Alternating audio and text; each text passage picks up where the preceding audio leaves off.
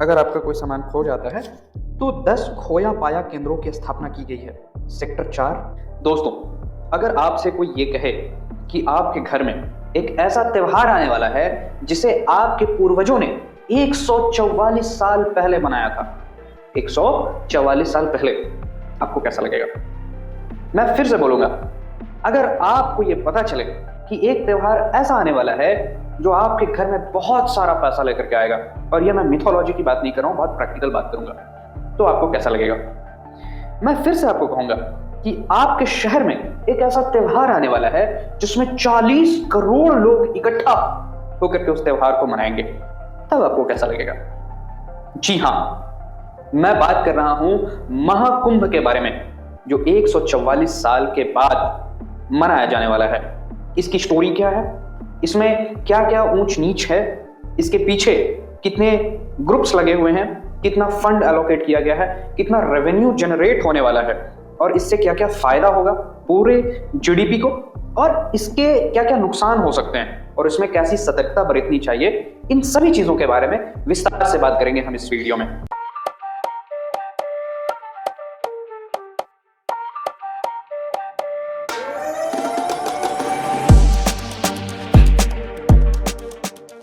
इसमें बहुत सारी स्टोरीज है, लेकिन एक ही स्टोरी, एक मिथोलॉजी जो सबसे ज्यादा फेमस है, वो ये है कि युगों पहले अमृत के तलाश में समुद्र मंथन होता है, और समुद्र मंथन के बाद जब अमृत प्रकट होता है तो देवताओं और असुरों के बीच में एक झड़प हो जाता है, और उस झड़प होने के बाद अमृत की कुछ बूंदें 4 स्थानों पर गिरती हैं दोस्तों। एक प्रयागराज, जिसे इलाहाबाद के नाम से जाना जाता था, दूसरा उज्जैन, तीसरा नासिक, चौथा हरिद्वार। और इसी अमृत के बूंद की स्मृति में हम कुंभ का आयोजन हर 12 साल में करते हैं। इसका एक टाइम फ्रेम भी है कि अर्ध कुंभ का आयोजन हर 6 साल में होता है, पूर्ण कुंभ या सिर्फ कुंभ का आयोजन हर एक 12 साल में होता है, और महाकुंभ को आप 12 का स्क्वायर कर दो, 144 सालों में होता है। इस त्योहार में गंगा, जमुना, सरस्वती के संगम पर लोग स्नान करेंगे। वहीं पे वो पवित्र स्थान माना जाता है कि वहां पे आप पवित्र हो जाएंगे, शुद्ध हो जाएंगे, हर पापों से मुक्त हो जाएंगे। ये इसके पीछे की फिलॉसफी है, ठीक है। बहरहाल फिलॉसफी से हटके थोड़ा प्रैक्टिकल बात करेंगे अब वीडियो। साइंस से अगर आप इसको कनेक्ट करना चाहे तो पहले जो ऋषि मुनि थे उनका ये मान्यता था कि जो बृहस्पति है, हमारे में एस्ट्रोलॉजी है, बहुत सारे एस्ट्रोलॉजी चीज हैं, और उसमें हम ग्रहों के दिशा के हिसाब से चीजों को बताते हैं। मुझे तो इतनी नहीं आती एस्ट्रोलॉजी, बट ग्रहों की दिशा होती है, तो बृहस्पति और शनि ये सब पहले के ऋषि मुनियों को पता था।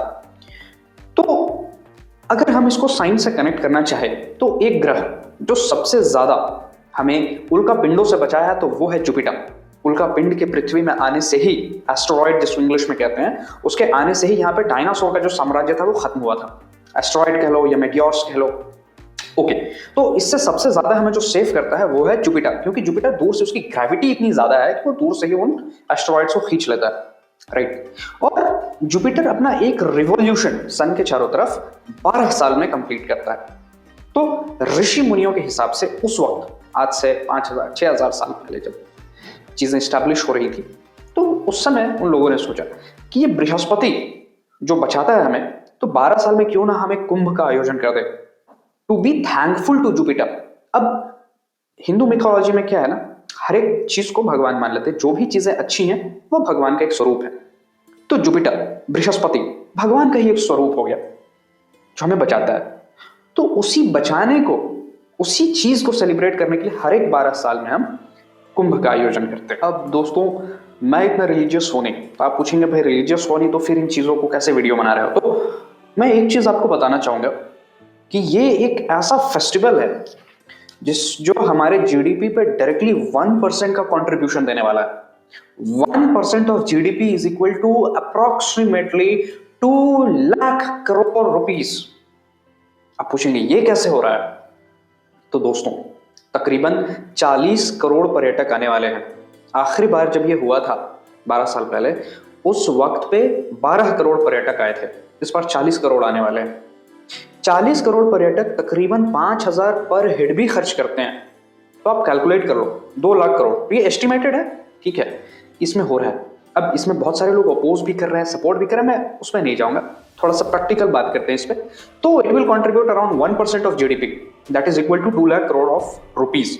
सेकेंडली, इससे जो टूरिज्म सेक्टर है उसको एक बूस्ट मिलेगा। अब महाकुंभ जो है उसको एक डिस्ट्रिक्ट ही डिक्लेयर कर दिया गया, तो एक प्रॉपर एडमिनिस्ट्रेशन उस जगह को एडमिनिस्ट्रेट कर रही है। ठीक है, अगला जो हमारे पास है वो ये कि वहां पे जो स्थानीय लोग हैं, जो लोकल लोग हैं, उनके सामाने बिकें, तो उनको एक रोजगार का साधन मिलेगा। जो रेड़ी पटरी वाले हैं या समाज में जो दबे लोग हैं, कुचले लोग हैं, जिनकी कमाई बहुत ज्यादा नहीं है, उनको कमाने का एक बहुत अच्छा अवसर मिलेगा। वो इसमें हजारों लाखों कमाएंगे। अब इस लेवल पे जब कोई भी फेस्टिवल को ऑर्गेनाइज किया जाता है ना, तो ये फॉरेन इन्वेस्टमेंट को अट्रैक्ट करता है, एफडीआई को अट्रैक्ट करता है। ठीक है, 40 crore people celebrating this festival will attract a lot of foreign direct investment, right. पिछले बार कुछ साल पहले, 12 साल पहले जब ये हुआ था तो 12 करोड़ लोग आए थे, इस बार 40 करोड़ लोग आएंगे, ये मैं वीडियो में पहले बता चुका हूं। तो जब फॉरेन इन्वेस्टमेंट आएगा, इंडस्ट्री लगेगी, फैक्ट्री लगेगी, वो अपना सामान बेचेंगे, तो इससे ओवरऑल फायदा जो होगा वो हमारे जीडीपी को ही होगा। जो छोटे कलाकार हैं, छोटे छोटे कलाकार हैं, जो स्ट्रगलिंग एक्टर्स हैं, उनको मौका मिलता है यहाँ परफॉर्म करने का। आइए परफॉर्म कीजिए, राइट। अब हम देखते हैं कि दोस्तों, अगर आप इस फेस्टिवल को सेलिब्रेट करने जा रहे हैं, आपको क्या क्या सतर्कता पहले से बरतनी चाहिए, क्योंकि इतनी भीड़ है, अलर्टनेस तो आपको रखना होगा। क्योंकि ऐसा नहीं कि 40 करोड़ में सभी अच्छे ही लोग जा रहे हैं, कुछ लोग इस उद्देश्य से ही जा रहे हैं कि भाई चोरी करनी है, लूट लेना है लोगों को, उससे तो आपको सावधान रहना है। तो आप क्या कर सकते हो?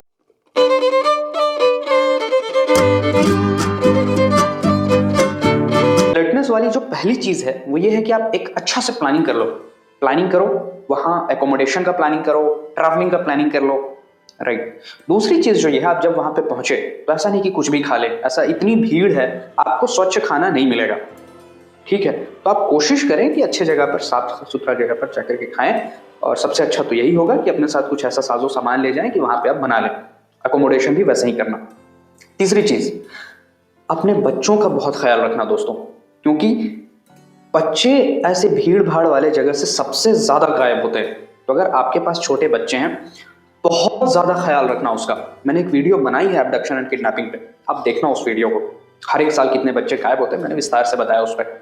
अगला, अपने साजो सामान का, जो कीमती सामान है, मोबाइल है, पर्स है, पैसे हैं, उनका बहुत अच्छे से ख्याल रखना। ठीक है, अब जब आप जा रहे हो ऐसे जगह पे, तो कोशिश करना कि कोशिश क्या करना, कचरा फैलाना ही मत, पर्यावरण का बहुत ध्यान रखना। यह त्योहार हमें पर्यावरण को बचाने का भी सीख देता है। जब हम गंगा, जमुना, सरस्वती के संगम पर स्नान कर रहे होते हैं, तो स्नान करने की जो मिथोलॉजी है हिंदुइज्म में या किसी भी रिलीजन में, इस्लाम में, हिंदुइज्म में तो यह है कि शुद्ध पानी से स्नान करना चाहिए सवेरे, एकदम शुद्ध ट्रांसपेरेंट वाटर। इस्लाम में तो यह है कि पाकी आधा ईमान है, यानी कि साफ सुथरा जो है वही आधा ईमान है, वही आधा इस्लाम है। इतना ज्यादा सफाई का ख्याल रखना है। तो ये महाकुंभ हमें सफाई का एक संदेश भी लेकर के आता है। तो आप कचरा नहीं फैलाना दोस्तों वहां पे। अगर आपका कोई सामान खो जाता है, मैं प्रयागराज की बात कर रहा हूँ, अगर आपका कोई सामान खो जाता है तो 10 खोया पाया केंद्रों की स्थापना की गई है। सेक्टर 4 मुख्य केंद्र है, सेक्टर 3 अक्षयवट पंडाल है, सेक्टर 3 में ही संगम नोज है, सेक्टर 18 में एरावत द्वार है, सेक्टर 23 में टेंट सिटी है, सेक्टर 23 में ही अरायल पक्का घाट है, सेक्टर 6 में प्रमुख घाट है, सेक्टर 14 बड़ा झूसी घाट, सेक्टर 17 संगम क्षेत्र, सेक्टर 8 प्रमुख स्नान क्षेत्र। ये 10 खोया पाया केंद्र है। यहाँ पे आप डायरेक्टली जा सकते हैं और अपनी कंप्लेन रजिस्टर करवा सकते हैं। आपका कोई भी सामान खोया होगा आपको मिल जाएगा। अगर आप इन स्थानों पर नहीं जा सकते तो कुछ इमरजेंसी नंबर्स हैं, नोट कर लेना दोस्तों। 100 ये होगा पुलिस बुलाने के लिए, 101 फायर डिपार्टमेंट को कॉल करने के लिए, कहीं आगजनी हो गई तुरंत आप बुला सकते हैं। कहीं आप या आपके कोई भी रिलेटिव बीमार पड़ते हैं, 102 एम्बुलेंस आप तुरंत बुला सकते हैं। ठीक है, वुमेन के साथ, महिलाओं के साथ अगर छेड़खानी होती है, 1091 आप यहाँ पे डायरेक्टली कॉल कर सकते हैं। ठीक है, अगर आपका बच्चा या फिर कोई भी रिलेटिव वुमेन भुला गई है, मिसिंग है, 1094 में आप तुरंत कॉल कर सकते हैं। अगर आप किसी भी बच्चे को डिफिकल्ट सिचुएशन में देखते हैं, भीख मांग रहा या बहुत दयनीय स्थिति में है, आप तुरंत 1098 में कॉल करना और इन्फॉर्म करना। 1291 ये नंबर है सीनियर सिटीजन्स के लिए। अगर उन्हें तकलीफ हो रही है स्नान में या भीड़ भाड़ में नहीं जा पा रहे हैं, 1291 में कॉल करना, आपको जरूर हेल्प मिलेगी। ठीक है, कोई ऐसा व्यक्ति जो एड्स पेशेंट है, उसे कुछ तकलीफ हो रही है, वहां पे 1097 में आप कॉल करना। ये ऑल ओवर इंडिया है, तो उसमें आपको दिक्कत नहीं होगी। ये इमरजेंसी नंबर्स नोट कर लेना दोस्तों।